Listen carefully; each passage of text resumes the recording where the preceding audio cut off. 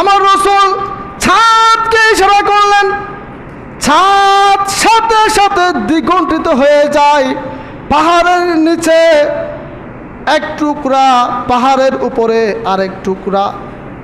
আল্লাহ রাব্বুল আলামিন কোরআনে বলেছেন, ইকতারাবাতিস সাআতু ওয়ানশাক্কাল কমারু, সময় নিকটবর্তী হয়েছে, ছাদ দ্বিগুণিত হয়েছে।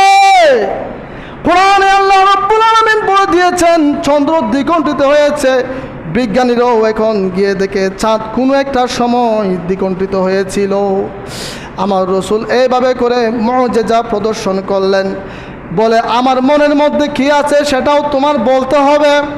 আমার রাসূল বললেন, হে হাবিব ইবনে মালিক, শোনো, তোমার অন্তরে আছে তোমার একটা কন্যা আছে, সে অসুস্থ।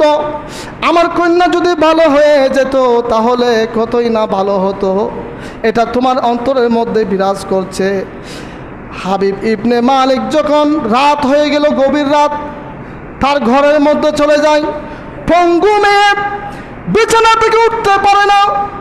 এরকম মেয়ের ঘরের দরজার সামনে গিয়ে যখন টোকা দেয়, আব্বু এসেছে, দেখা যায় ওই পঙ্গু মেয়ে এসে দরজা খুলে দিয়েছে।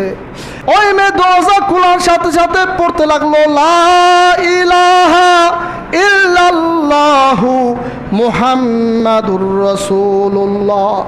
ও আমার কন্যা, তুমি এই কালিমা কোথায় শিখেছো? মুহাম্মাদুর রাসূলুল্লাহ সাল্লাল্লাহু আলাইহি ওয়াসাল্লাম এর মুখে মুখে আমি পড়েছি।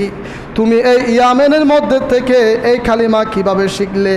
কন্যা বলে, আব্বা, আমি যখন ঘুমিয়েছিলাম আমি একজন জাতে পাক দেখেছি, নূরানি সুরত, নূরানি চেহারা মুবারক।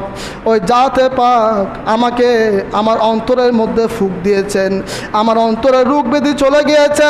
আমার দেহের মধ্যে ফুঁক দিয়েছেন, আমার দেহের রোগ ব্যাধি চলে গিয়েছে।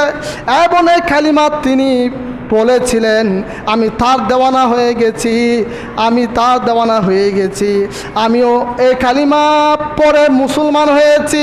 ঘুম থেকে উঠে দেখি আমার মুখ দিয়ে লা ইলাহা ইল্লাল্লাহু মুহাম্মাদুর রাসূলুল্লাহ বের হতে লাগে।